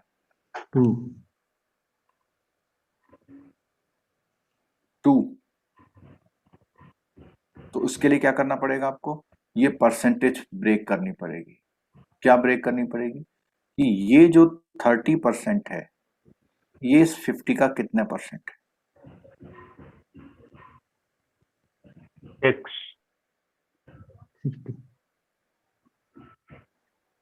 60 है। ठीक है, और ये जो 10% है, ये 20 है, ये 20। ठीक है, अच्छा, अब इस 30 की, अभी तो आपने 50 से कंपेयर किया, इस 30 की कंपैरिजन ओवरऑल 500 से करिए आप जरा। इस 30 की कंपैरिजन ओवरऑल 500 से। 6%। तो ये ध्यान रखना कि ये जो मिस्टेक हमने यहाँ की वहां नहीं होनी चाहिए। क्या मिस्टेक करी हमने? इसका कंपैरिजन इससे नहीं होगा कभी भी, वही है 500 से होगा। हाँ, 500 से होगा कंपैरिजन। किससे होगा कंपैरिजन? 500 से। तो अगर हम 500 से कंपैरिजन करते हैं तो अभी 2 ही सही है। 30 बाई 500 कितने परसेंट आता है? 6%। 6%। ओनली 6%। तो ये मिस्टेक वहां मत करना आप। ठीक है, दूसरा वाला कितना आता है? 2%। 2%। और तीसरा वाला आता है 2%। ठीक है, और ओवरऑल 10% हो गए। तो क्या ये bank as per RBI Basel okay है? क्यों? सेट 1 कितने परसेंट है इसका? 6%। 5.5 से ज्यादा। और अगर आपका सेट 1 ओके है, आपका कंप्लीट ओके है, और आपका बीच में क्या आता है? 81 नहीं, T1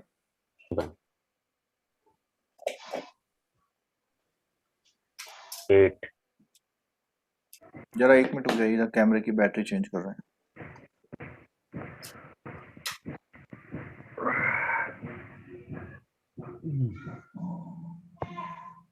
हाँ, तो हमारा जो स्ट्रक्चर है इसको समझने की कोशिश करिए। और जेआईबी वालों, आपका तो सीधे सीधे परसेंटेज में क्वेश्चंस पूछ सकता है कि कौन सी कितनी होनी चाहिए। ठीक है, तो हमारा जो स्ट्रक्चर है वो 5.5, 7 और 9। आप इसके बीच का मत याद करिए, आपको ओवरऑल 9 चेक करना है, T1 को 7 चेक करना है और सेट 1 को 5.5। तो आप देखेंगे ये तीनों चीजों में ओके है। कैसे? ओवरऑल कितना है? 10 है। हमारी रिक्वायरमेंट कितनी है? सर ये 500 से 9 क्यों डिवाइड करते हैं? 500 हमारा ये जो लोन्स एडवांसेस है, जो फॉर्मूला लिखवाया था ना हमने जी। अभी बुक में सब दिखाऊंगा मैं आपको, सारे फॉर्मूले लिखे हुए हैं। आपसे रिक्वेस्ट ये है, एक बार कॉन्सेप्ट क्लियर करिए, थ्योरी की बात करेंगे। ये फॉर्मूला है, ये फॉर्मूला टोटल कैपिटल का है। और हमें individual CET 1, tier 1, tier 2 check करनी, वो उतना ही रखते हैं। टोटल एडवांस बार बार हो। अभी मैं फॉर्मूला दिखाऊंगा, थोड़ा सा पेशेंस रखिए जरा, ठीक। हाँ, तो ये 10% ओके है, ओके हो गया। अब टीयर 1 का टोटल कितना है? यहाँ पे 8 है, ओके है? यस सर है। थर्ड हमारा क्रॉस चेक है सेट 1। सेट 1 5.5 चाहिए, इसमें कितना है? 6 है, ओके है ना? ओके। अच्छा, अब जरा इसको देखते हैं, अगले वाले को, थर्ड वाले केस को देखते हैं। थर्ड वाले केस में 50 कैपिटल है और टोटल एसेट कितने हैं हमारे? 500 500 है, तो कितने परसेंट हो गए? 10%। 10% हो गया। ऐसे ही ये 10 है, तो कितने परसेंट हो जाएगा? 2%। 2%। ऐसे ही ये 40 है, तो कितना परसेंट हो जाएगा? 8%। 8%। और टोटल कितना परसेंट हो गया? 20। तो इसको रिवर्स में चेक करेंगे। सबसे पहले हम चेक करेंगे, क्या 9% है ये? Yes sir. है। क्या ये 7% है? यस। Yes sir. है। क्या ये 5.5% है? Yes sir. है। इसको बिल्कुल चेक नहीं करना है आपने। किसको? 81 को। अब बात आती है मैक्सिमम के कॉन्सेप्ट की बात करते हैं। इसकी बात करते हैं मैक्सिमम कॉन्सेप्ट। तो मैक्सिमम अगर हम इसका चेक करेंगे तो इसका स्ट्रक्चर थोड़ा चेंज होगा, उसको ध्यान से सुनिएगा। हम लोग 50 करोड़ को सेट 1 लेंगे। क्यों लेंगे? क्योंकि सेट 1 में कोई लिमिट नहीं है, ठीक है। 81 कितना लेंगे हम? 500 करोड़ का 1.5% कितना होता है? 7.5। 7.5। तो हम क्या करेंगे, 10 की जगह कितना लेंगे? 7.5। ठीक है। और T2 कितना होना चाहिए? 2%। 2%। तो 500 के 2% को लेंगे तो कितना आएगा? 10। तो यहाँ पे टोटल करिएगा, कितना आता है? 67.5। ये न्यूमेरिकल का कॉन्सेप्ट है कि आपकी कैपिटल, इसने डिक्लेयर कितनी करी कैपिटल? जो थर्ड बैंक है, कितना कैपिटल डिक्लेयर किया इसने? तो 100 किया है, लेकिन काम का कितना आया इसका? 67.5। हाँ, बेसेल कहता है कि हमारे मतलब का कैपिटल जो आपके पास है वो कितना है? 67.5। अभी समझ में आया मैक्सिमम का कॉन्सेप्ट क्या है? चलो, बहुत अच्छा एग्जांपल देता हूँ, बहुत अच्छा एग्जांपल, आपको तुरंत समझ में आ जाएगा।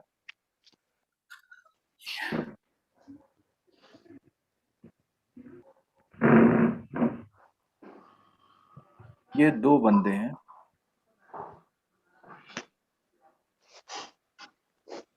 तो पहला बंदा है, इसका वेट है 60 kg और दूसरा बंदा है, इसका है 120 kg। ठीक है, क्लियर हो गया?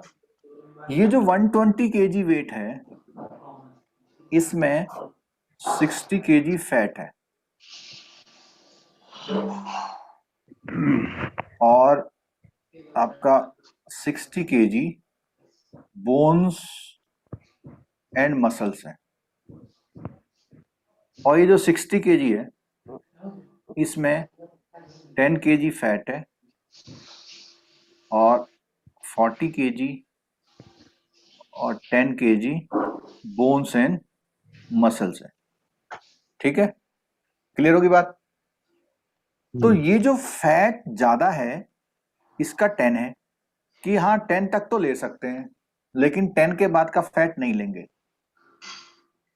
यानी किसी का बॉडी में 60 kg फैट है, तो कहेगा फैट हमारे किसी काम का नहीं है, हमें तो आपका मसल्स और बोन्स का वेट चाहिए। तो सेकंड वाले का 120 है, लेकिन हम कंसीडर कितना करेंगे उसका? 60 करेंगे। इसका कितना कंसीडर करेंगे? 50। हमें फैट का वेट कंसीडर नहीं करना है मान लिया, या अगर करना है मैक्सिमम 10, तो हम मैक्सिमम 10 यानी इतना करेंगे, इसका कितना करेंगे? 10। तो हमारे लिए कितने केजी का है? 70। तो ये मैक्सिमम कॉन्सेप्ट ये है इसमें। क्लियर है? यस ठीक। अच्छा, अभी जो ये हम परसेंटेज निकाल रहे हैं और बता रहे थे, इसको थोड़ा सा बुक से रेफर करते हैं हम लोग। ठीक है, बुक में मैं आपको दिखाता हूं कि कहां कहां क्या चीजें इसमें ले रखी हैं।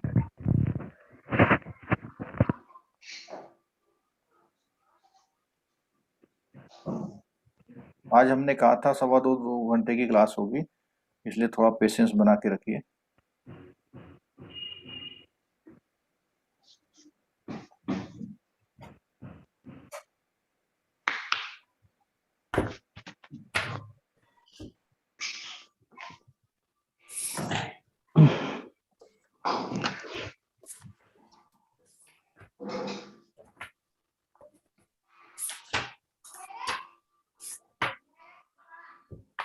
जरा स्क्रीन पे देखिए। स्क्रीन पे अगर आप देखेंगे तो यहां पे बोला है मिनिमम टोटल कैपिटल। तो मिनिमम टोटल में बेसेल जब हमारा आरबीआई के अकॉर्डिंग है कितना है? 9%। दूसरा मिनिमम क्या चेक किया उन्होंने? 7%। और तीसरा मिनिमम क्या चेक किया उन्होंने? सेट 1। ये 3 मिनिमम क्राइटेरिया हैं। और ये कौन सा क्राइटेरिया है? मैक्सिमम। ये कौन सा क्राइटेरिया है? मैक्सिमम। तो हमारे जो 3 जो क्राइटेरिया हैं, वो क्राइटेरिया में जो मिनिमम क्राइटेरिया वाले हैं वो केवल 3 क्राइटेरिया हैं। अगर ये 3 ओके हैं तो ये कितना भी है तो भी चलेगा, 0 भी चलेगा, इसका कोई कंपल्सन नहीं है, लेकिन ज्यादा नहीं चलेगा। अगर ये आपका 4% है तो आप मैक्सिमम 2 ही ले पाएंगे इसको। ठीक है। अच्छा, एक चीज और जो बेसल 3 में आई, जो बेसल 3 में जो एडिशन हुआ है उसको समझिए जरा। जैसे आपने सेट 1 मेंटेन करा, 81 मेंटेन करा और T2 मेंटेन करा, 9% कर दिया। ठीक है, अब कोरोना आ गया।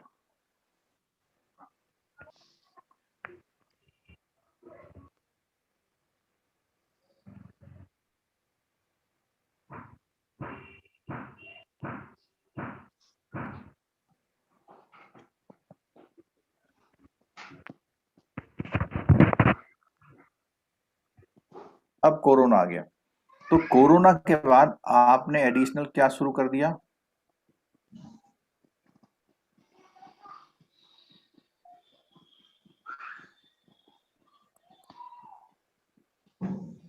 क्या पहले रेगुलर इस सैनिटाइजर चीज को फॉलो करते थे आप? नहीं करते नहीं थे। सर। तो जो मिनिमम आपका बॉडी था, आपने ये एक्टिविटी स्टार्ट कर दी। तो जब बेसिल 3 आया, बेसिल 3 ने 2 वर्ड और इंट्रोड्यूस कर दिए। कौन कौन से करने को बताएगा पुराना student? CCB capital conservation CCB paper. CCB and sir. Triple CB, triple CB। CCB and triple CB। ठीक है, जरा जो JIB वाले स्टूडेंट्स हैं, जरा फीडबैक दीजिए, क्या उनको ऐसा तो नहीं लग रहा कि कुछ ज्यादा पढ़ा रहे नहीं सर, ठीक है। हैं? और बच्चे भी बोलिए। ठीक है सर, ठीक है। ठीक है सर, बहुत अच्छा है। अभी जब हम ये बेसिकली हमारा 2 या 3 क्लास में कंप्लीट होगा JIB लेवल का।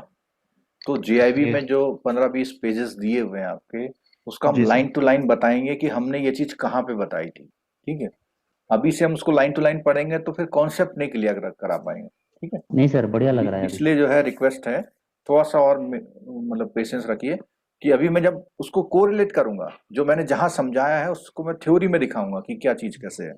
ठीक, यस सर। बेसिल जो है मैंने काफी अच्छा पढ़ा, समझा और करा है। और इत्तेफाक से अब मैंने नया बैंक ज्वाइन कर लिया, आप लोगों को पता होगा शायद। तो वहां पर मुझे अकाउंट सेक्शन में ही पूरा कंट्रोल देखना पड़ रहा है। तो वहां पर मैं उस सीट पर बैठा हुआ हूं जहां मैं किसी बैंक का बेसिल अपने हाथ से कैलकुलेट कर रहा हूं, उसको कौन सा बैंक ज्वाइन कर किया? पा रहा हूं। कौन सा बैंक ज्वाइन किया है? मैंने किया है cooperative bank, district cooperative bank होते हैं ना स्टेट में। Yes sir, yes sir.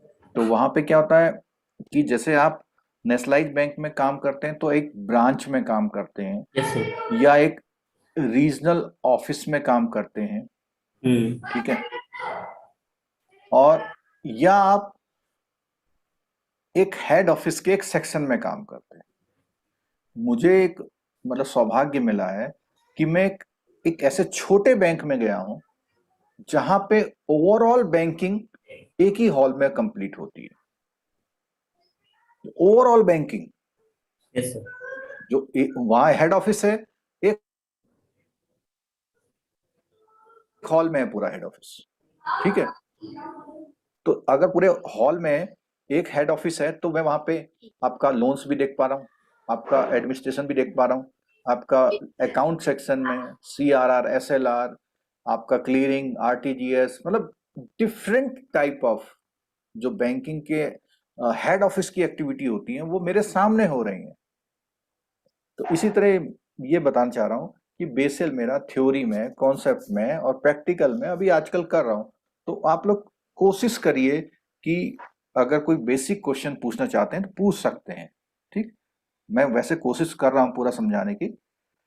तो अब CCB और ट्रिपल CB की बात करते हैं। तो हमने बोला कि आपने शुरू कर दिया वार्म वाटर, गिलॉय और योगा। इसके एडिशन में आप और क्या शुरू करना चाहते हैं कि आपका ये जो कोरोना का इफेक्ट है वो बिल्कुल भी ना छुए? बोलिए। Vitamin C and G। Sanitiser. Sanitiser, mask. Sanitiser तो बहुत ऐसा कह सकते हैं कि वो अब वो इसका हिस्सा हो गया। किसका हिस्सा हो गया? वैक्सीन क्या? ना, वैक्सीन। Yes sir. उन्होंने कहा आप कुछ भी खाइए लेकिन वैक्सीन भी ले लीजिए। तो एक तरह से ये डबल CB और ट्रिपल CB, ये यही 2 पार्ट एडिशन, यानी आपका जो 9% कॉन्सेप्ट है वो 9% में कुछ एडिशन करेंगे तो CCB बनेगा, कुछ एडिशन करेंगे तो ट्रिपल CB बनेगा। और JIB वालों के लिए सिर्फ इतना बता रहा हूं कि ट्रिपल CB की जरूरत अभी RBI ने नहीं समझी है, लेकिन डबल सीबी की जरूरत उसने समझ ली है और उसको इम्प्लीमेंट कर दिया है, और बेसिकली इससे आपका जो कैपिटल रिक्वायरमेंट है वो बढ़ जाएगा। क्या बढ़ जाएगा देखते हैं जरा। 2.5%। यहाँ देखिए, इसमें जो एफ वाला फैक्टर है, जो एफ वाला फैक्टर है, ये एफ वाला, इसने बोला कैपिटल कंजर्वेशन बफर कितने परसेंट लाना है आपको? 5%। 2.5%। आप देखिए बेसल 2 में ये वाला कॉलम नील है, ठीक है। और ऐसे ही बेसल जो आपका ये था, बेसल 2 था, उसमें 81 का कॉलम नील था। तो क्योंकि अब हम बेसल 3 को करते हुए 2013 से कर रहे हैं, तो अब हम बेसल 2 की बात नहीं करते हैं ज्यादा। लेकिन एक डिफरेंस इस सीट में दिख रहा है, ये जेआईबी की बुक का सीट है, ठीक है। 8.3.4 में देखेंगे तो दिख जाएगा, यहाँ पर दिख जाएगा आपकी बुक में, ठीक है। तो यहाँ पर देखिए कि ये जो यहाँ पर ये ब्लैंक है, ये दो चेंजेस हमारे बेसल 3 में आए। एक तो एडिशनल टीयर 1 आ गया, यानी आप अच्छे स्वस्थ दिख रहे हैं तो उन्होंने बोला नहीं, आप सुबह जो है जॉगिंग करने जाइए या जिम जाना शुरू कीजिए, ऐसे कुछ समझ लीजिए, ठीक है। फिर यहाँ पे कैपिटल कंजर्वेशन बफर आया, उन्होंने नहीं, आप गर्म पानी पीजिए, गिलोय लीजिए, ये भी करना शुरू कर दीजिए, ठीक है। फिर जब ट्रिपल सी का बी का आ गया तो उन्होंने कहा नहीं, वैक्सीन भी लीजिए आप, ठीक है। तो ये जो 2.5 आया, इस 2.5 ने आपके 9 वाली चीज कहां पहुंचा दी? 11.5। कैसे हुआ? 9 प्लस 2.5, दिस इज नाउ 11.5, ठीक। जेआईबी में सीधा सीधा क्वेश्चन परसेंटेज से रिलेटेड, उसके छोटे से कॉन्सेप्ट, जैसे वो पूछेगा कि डबल सी बी, अब फुल फॉर्म तो आमतौर पे नहीं पूछता आजकल, तो वो बोल देगा triple C B concept introduced, आगे 4 लाइन बना देगा, इसका पर्पज क्या है, इससे क्या फायदा होगा, ठीक है। तो आप लोग बोलोगे कि भाई कैपिटल एनहांसमेंट होगा, रिस्क टेकिंग कैपेसिटी बढ़ जाएगा आपका, क्योंकि जब आपका कैपिटल ज्यादा है तो आपका रिस्क टेकिंग कैपेसिटी बढ़ सकता है, ठीक है। तो इस तरह का आंसर वहां बन सकता है। तो सीसीबी और ट्रिपल सीबी का बेसिक कॉन्सेप्ट, आपका सीआईबी में ट्रिपल सीबी और डबल सीबी का एक क्लास होगा पूरा, ठीक है। जेआईबी में इतना ही है। अच्छा, ट्रिपल सीबी से एक क्वेश्चन आया था इस बार पीएफएम में, क्या था, कुछ बता सकते हैं? परसेंटेज था कि 0 to 2.5, 1.5 to 3.5 से 4 ऑप्शन दिए थे, तो हाँ, कितना तक वो जा सकता है मैक्सिमम? मैक्सिमम था 2.5%। हाँ, तो वो 0 to 2.5 से ऑप्शन था, हाँ, तो वो मांग गया था। तो ये है, देखो यहाँ पे 9 plus 2.5 plus 2.5 is equal to, यानी जो अभी हमने 2 बंदे बनाए थे ऊपर,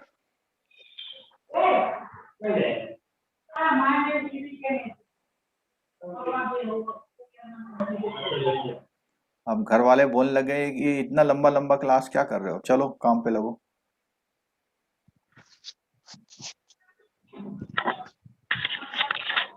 दस मिनट और दीजिए।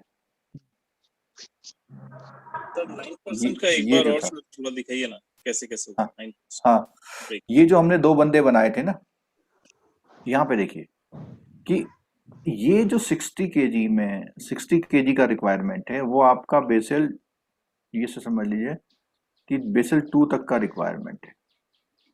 अब उसने बोला कि 40 और 10 केजी को आप थोड़ा सा इंक्रीज कर लीजिए 10 केजी, तो वो आपका सीसीबी है। फिर उसने कहा नहीं, 10 केजी और बढ़ाइए, ये आपका ट्रिपल सीबी है। तो एक तरह से आपकी हेल्थ को वो स्ट्रॉन्ग करना चाह रहे हैं कि कोरोना का अटैक होगा तो इतना इतना चीज हम बियर कर जाएंगे, ठीक है, क्लियर है।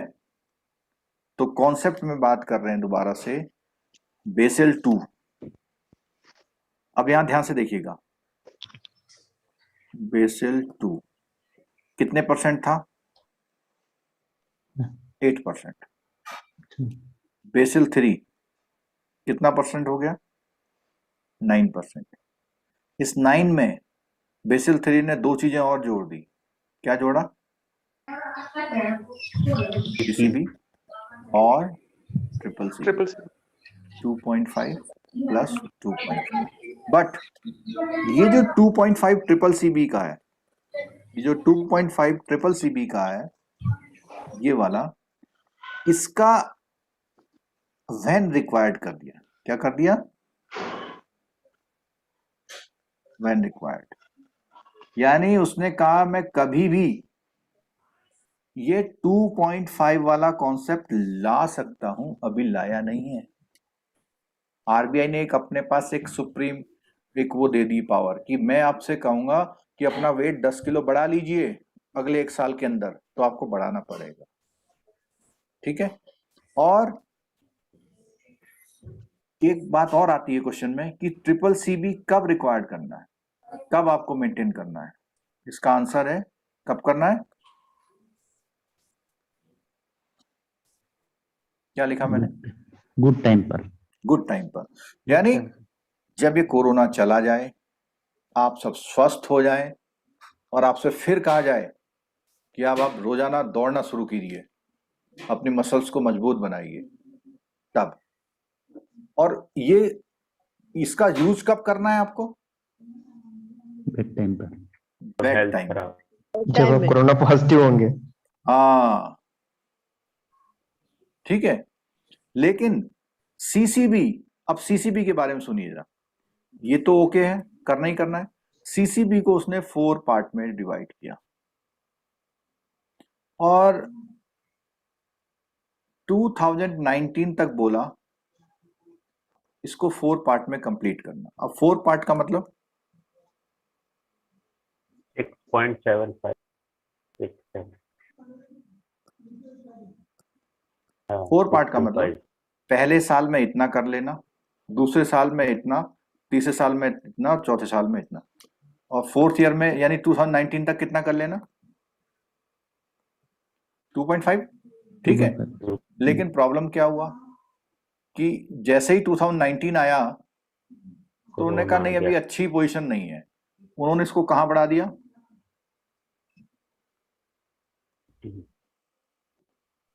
और 2020 बढ़ाया, उसके 10 दिन पहले क्या आ गया?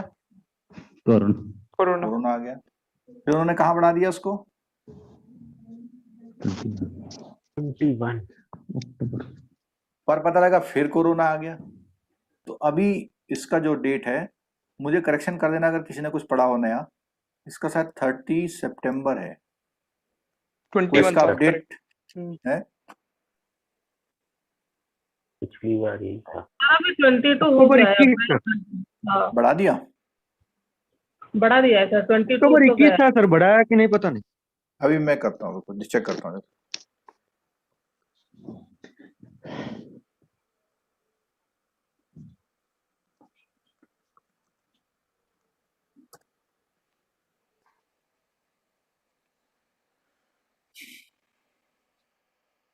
पहले सितंबर तक तो हम पढ़ रहे थे, फिर उसके बाद और कुछ बढ़ाया नहीं बढ़ाया।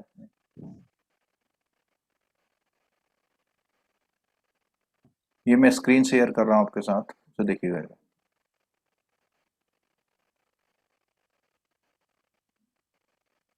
स्क्रीन दिख रहा है आपको? जी। ये 5 फरवरी 2021 का सर्कुलर है। ठीक है। और अगर इसके बाद कहीं किसी को दिखेगा तो प्लीज आप हमें बता सकते हैं। रीडेबिलिटी थोड़ी सी कम हो रही होगी, लेकिन काम चला लेना आप लोग। यहां पर देखिए,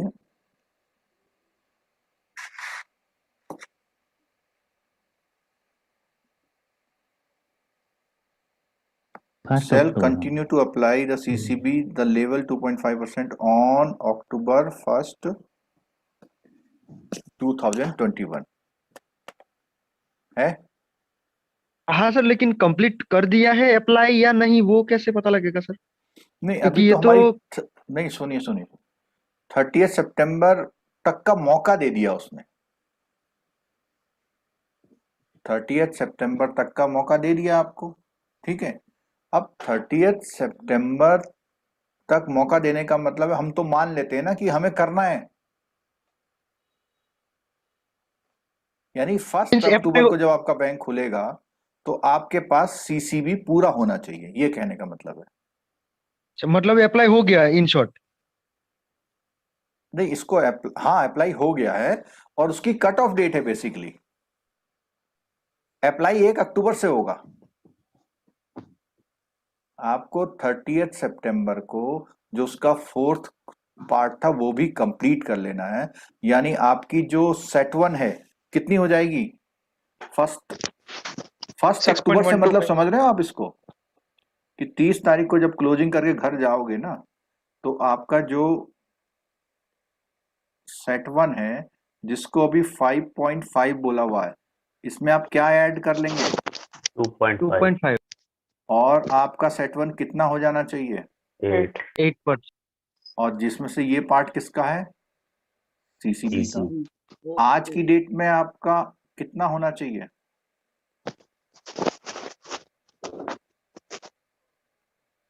आज तो सर आज तो अक्टूबर हो गया ना सर, सर, आज तो 8 को जाना चाहिए ना सर। वो अप्लाई हो गया कि नहीं, वही क्वेश्चन है अरे सर। ओ सो वही मैं क्वेश्चन है कि आज कंफ्यूजन में अप्लाई रह हो गया। गया। हाँ मैं कंफ्यूजन में पता क्या रहा कि ये सितंबर चल रहा है। नहीं सर, ठीक है, क्वेश्चन वही है कि अप्लाई हो हाँ गया कि ठीक नहीं। ठीक हो गया। मतलब आज जो आपका ये बेसिल का रिपोर्ट बनेगा उसमें जो आप कैलकुलेट करेंगे उसमें सीसीबी जो है 2.5% पूरा दिखाएंगे। और ये पहली बार कैलकुलेट कब करेंगे आप? 31 सितंबर क्वार्टर एंड में, दिसंबर क्वार्टर में। हाँ ठीक है। तो आपका जो मैनेजमेंट है बैंक, वो आज 1 तारीख से ही शुरू हो गया होगा इस पे काम करना। और हो सकता है कि कुछ कैपिटल ऐसा भी हो सकता है किसी का कैपिटल पहले से ज्यादा हो, तो जिसका हाँ, ज्यादा मे भी उसको हो चिंता सकता नहीं है। करनी है। ठीक है। और एक चीज और सुनिएगा जरा, ये जो सीसीबी है is the part of tier 1 CET 1 is the part of CET 1। यानी आपका जो मसल्स है उसको बढ़ाना है उसमें पूरा। सर ये मिनिमम है या maximum? Set 1 minimum. CCB sir, CCB minimum है ना सर 2.5। हाँ, अब मान 2.5 मान लीजिए क्योंकि आपका 1 अक्टूबर आ चुका है ना। तो 1 अक्टूबर अगर आपका आ चुका है तो इसका मतलब आज की डेट में आपसे पूछे जाएगा कि सेट 1 कितना होना चाहिए, तो आप 5.5 प्लस 2.5 8 बोलेंगे 1 अक्टूबर से। सर ऐसा कोई नोटिफिकेशन मिल जाएगा कि 1 अक्टूबर को ये कंप्लीटली अप्लाई हो गया है? क्योंकि ये तो सिर्फ सेल कंटिन्यू टू अप्लाई ऐसा लिखा हुआ है। नहीं तो ये फरवरी का सर्कुलर है ना। हाँ तो मतलब कंफर्मेशन मिल सकता है हाँ 1 अक्टूबर को। ओके। अगर कोई फर्दर नोटिफिकेशन नहीं आया आरबीआई का ना तो आप ये मानिए अप्लाई हो चुका है। जैसे मैंने अभी ये चीज देखो इंटरनेट बैंकिंग पे इज ऑल देखी अबाउट कंप्लायंस सर। हाँ, सर जैसे आप जानते हो banking is all about compliance. कम नहीं तो अभी जब आप दिसंबर का रिटर्न देंगे ना जी सब सर, पूरा करके देंगे आप। देखो मैंने ये वाला नोटिफिकेशन खोला है, देखिए मैंने खोला ये वाला हाँ 5 सर, अक्टूबर हाँ का। वो तो समझ गए सर, वो सर्कुलर तो देखा हुआ है सर। हाँ और लास्ट उसके टाइम भी। बाद कोई आया नहीं है सर्कुलर ना। हाँ अगर सर, वो तो आएगा है। तो पता लग जाएगा फिर। मतलब इसमें जनरल सर्च में कहीं ऐसा कुछ आ नहीं रहा है कि भाई इसके बाद कोई नोटिफिकेशन आया है करके। और ये 5 फरवरी को था। और हो सकता है कि जैसे अभी कोरोना का इस बार का उतना ज्यादा इफेक्ट नहीं आया ना, तो हो सकता है ये मानता हो कि भाई ठीक है अभी मान लेते हैं। लेकिन हाँ, अगर इस समय दोबारा से कुछ ऐसी बात होती है तो हो सकता है आरबीआई कहेगा कि इस सर्कुलर के अकॉर्डिंग वो मैंने डेट अब 1 जनवरी कर दी या 1 अप्रैल 2022 कर दी है। ठीक है। लेकिन उसके 3 पार्ट इंप्लीमेंट हो चुके हैं। 3 पार्ट मीन्स उसका 2.5 का 3 पार्ट कौन कौन सा? 1.875। हाँ मतलब 1.875 तक सर। 1.250 1.875 यहाँ तक तो आपका है ही है। यानी 5.5 प्लस 1.875 ये तो आपका आजकल सेट 1 है ही। ठीक। हाँ सर, वो तो मेंटेन भी कर रहे हैं बैंक्स। हाँ, वो मेंटेन कर रहे थे। अब एक बार जरा वो बुक में देखते हैं वाली लाइन जो प्लस में थी यहाँ पे।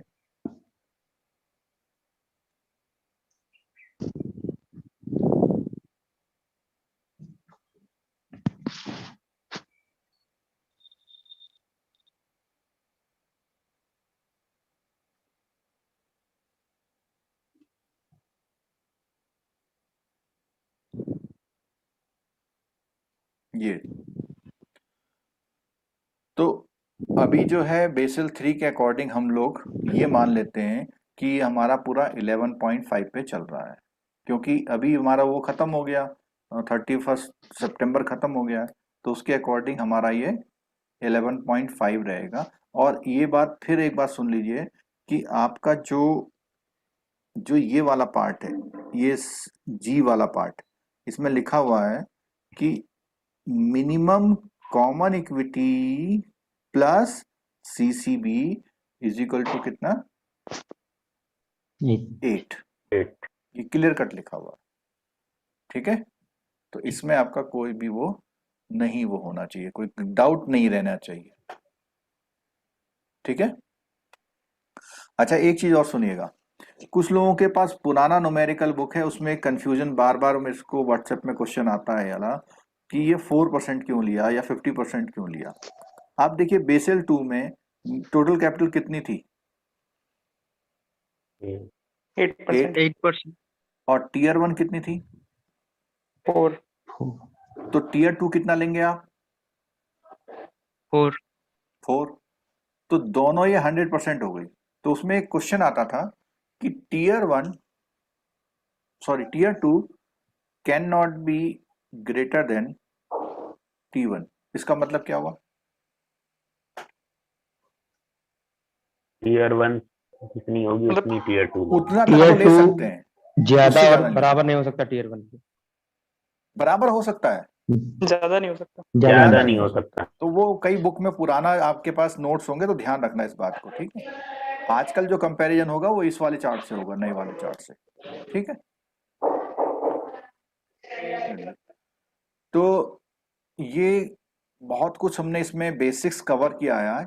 जो हमारा इसका नेक्स्ट क्लास होगा, उस नेक्स्ट क्लास में हम लोग इसका थ्योरी कंपेयर करेंगे, जिससे आपको बुक से थोड़ा कॉन्फिडेंस आए कि बुक में लिखा क्या है, ठीक।